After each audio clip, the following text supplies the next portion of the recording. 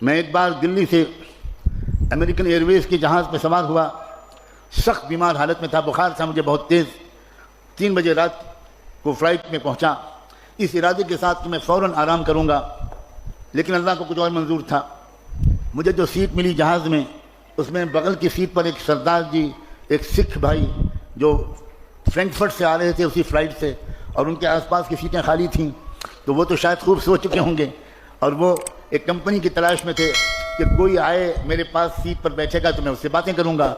تو وہ سردار جی جو تھے انہوں نے فوراً بات چیت چھڑی راجنیتک حالات پر، تو میں نے ان سے موضوع گفتگو کو بدل کر اسلام پر گفتگو شروع کر دی، اس طرح کہ شاید وہ شروع میں فیل نہ کریں، لیکن تھوڑی دیر کے بعد انہوں نے لمبی لمبی جمائیاں لینی شروع کر دیں۔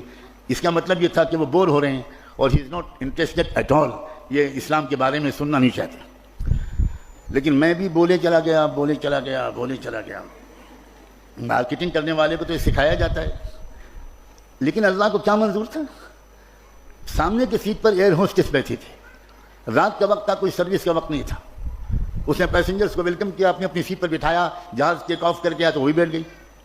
جب اسلام پر میں سردار جی سے اپنے نیبر سے بات کر رہا تھا تو اس لڑکی نے، امریکن لڑکی نے پلٹ کر میری طرف دیکھا اور کہا کہ sir I think that you are talking about Islam. میں نے کہا ہاں، اسلام کے بارے میں ہم لوگ بات کر رہے ہیں۔ تو اس نے کہا can I participate in your conversation, میں بھی کچھ بات کر سکتی ہوں؟ میں نے کہا شیور، وائی ناٹ۔ تو اس نے کہا کہ میں اسلام کے بارے میں 1 سال سے غور کر رہی ہوں، اب غور کرو، سوچو اندر ہو کیا رہا ہے دنیا میں۔ میں کچھ پڑھ بھی رہی ہوں اسلام کے بارے میں، اور آئی لو، بہت سی چیزیں مجھے پسند ہیں، بٹ کچھ کویشچنس ہیں جو مجھے بے چین کرتے ہیں، تو میں آپ سے پوچھوں؟ میں نے کہا پوچھو۔ میں اس وقت اسٹوڈنٹ تھا اسلامک یونیورسٹی آف مدینہ میں، تو اس نے مجھ سے پردے کے بارے میں پڑھا۔ اس نے کہا کہ مجھے سمجھ میں نہیں آتا کہ یہ 50% آف پاپولیشن کو آپ کنفائن کر دیتے ہیں بیہائنڈ 4 walls، تو انسانی ڈیولپمنٹ میں یہ بہت بڑی رکاوٹ نہیں ہے؟ تو میرا ایک مزاج ہے، مجھے میرے بزرگوں نے یہ سکھایا کہ جب تم سے کوئی سوال کرے تو تم اس وقت اللہ کی طرف متوجہ ہو کر چپکے چپکے دعا کرنا، سوال بھی سنتے رہنا، اور دعا یہ مانگنا کہ اللہ اس کا جو سب سے اچھا جواب ہو وہ آپ میرے دل میں اتار دیجئے، میں تو کچھ جانتا نہیں ہوں۔ سبحانک لا علم لنا الا ما علمتنا انک انت العلیم الحکیم۔ میرے دل میں ایک جواب ایسا آیا جو اس سے پہلے کبھی نہیں آیا تھا، اور میں نے ان سے کہا کہ 1972 میں آپ کے یونائٹڈ اسٹیٹس آف امریکہ میں ٹیکساس اسٹیٹ کے کیپٹل ہیوسٹن میں ایک عجیب واقعہ پیش آیا تھا، اور وہ واقعہ ان شارٹ بیان کرتا ہوں کہ ایک صاحبزادے اپنی کار میں ایک بریف کیس میں تقریباً $20 لاکھ $2 ملین کی مالیت کے زیورات، جیولز اینڈ ڈائمنڈس لے کر نکلے، اور مڈ نائٹ 12-1 بجے کے قریب انہوں نے ایک راؤنڈ اباؤٹ ایک چوراہے کے پاس اپنی گاڑی روکی، اور اس گاڑی روک کر وہ بریف کیس نکالا اور چوراہے پر کھول کر رکھ دیا، اور اسی کنارے ایک بلڈنگ میں ان کا اپارٹمنٹ تھا۔ انہوں نے گاڑی پارک کی اور اوپر چلے گئے اور اپنی بالکنی سے واچ کرنے لگے کہ اب دیکھیں میرے بریف کیس کا کیا ہوتا ہے۔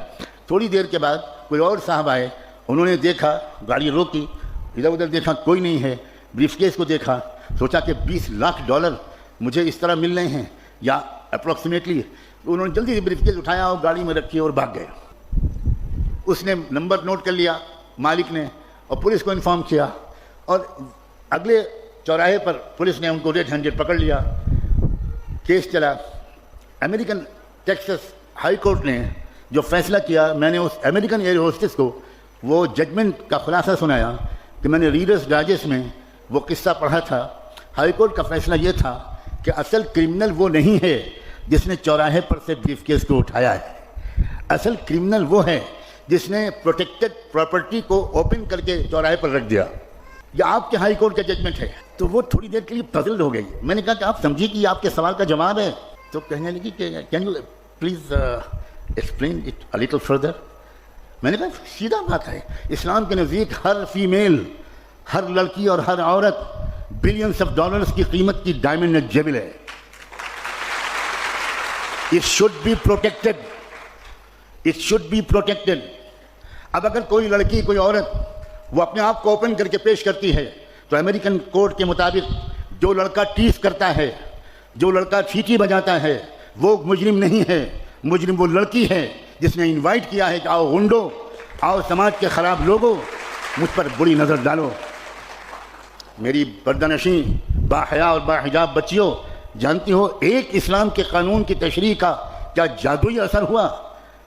شی واز ان ٹیئرس، رونے لگی وہ، اور وہ کہنے لگی کہ اب کراچی ایئرپورٹ آ رہا ہے، میں تو اب آپ تو اتر جائیں گے، آپ کو یہاں سے فلائٹ چینج کرنی ہے، اور میرے پاس تو 4-5 سوال اور بھی ہیں، آپ کے اس سوال نے تو مجھے مسمرائز کر دیا آپ کے جواب نے، میں بالکل مطمئن ہوں کہ پردے کے بارے میں، but what about my other questions? میں نے کہا دیکھو میں ایک اسٹوڈنٹ ہوں، میرے پاس اپنا کوئی فون بھی نہیں ہے، میں ہاسٹل کے چیف وارڈن کے آفس کا نمبر دیتا ہوں، آپ مہینے میں 1-2 بار مجھے کال کرنا، اگر میں مل سکوں گا تو ملوں گا، جواب دوں گا۔ اور اگلے 7 مہینے تک وہ مجھے ہر مہینے 1-2 سوال کرتی رہی، اور میں اپنی علم کے مطابق جواب دینے کی کوشش کرتا رہا، اور چونکہ میں مدینے میں تھا تو جواب دینے سے زیادہ میں مسجد نبوی میں اس کے لیے ہدایت کی دعا کرتا تھا۔ 27ویں رمضان کی تاریخی رات تھی، وہاں رات تھی اور مدینے میں دن تھا، جمعے کا دن تھا۔ اس نے مجھے فون کیا، اس نے کہا مولانا میں نے اس وقت کوئی سوال کرنے کے لیے فون نہیں کیا ہے، I want to give you a very happy news right now, میں شکاگو کی اسلامک سینٹر میں بیٹھی ہوں اور میں نے ابھی محمد مصطفیٰ کا دامن تھاما ہے۔ تمہارے پاس ہے لڑکیوں یہ چانس ہے کہ اپنی نان مسلم کلاس میٹس، روم میٹس، ہاسٹل میٹس، اپنی نیبرز، اپنی سوسائٹی اور محلے میں رہنے والی نان مسلم لڑکیوں سے دوستیاں بڑھاؤ اور ان سے کہو کہ پلیز لیٹ اس انڈرسٹینڈ، ہم لوگ پڑھے لکھے لوگ ہیں بھائی، ہم لوگوں کو ایک آپس میں ڈیبیٹ کرنا چاہیے، ایکسچینج آف نالج کرنا چاہیے، ہم لوگ لڑکے ہو رہے ہیں، وی آر سویلائزڈ پیپل، آئیے ہم لوگ بات کریں، آپ سمجھیے ہمارے حجاب کو، آپ سمجھیے ہمارے پردے کو۔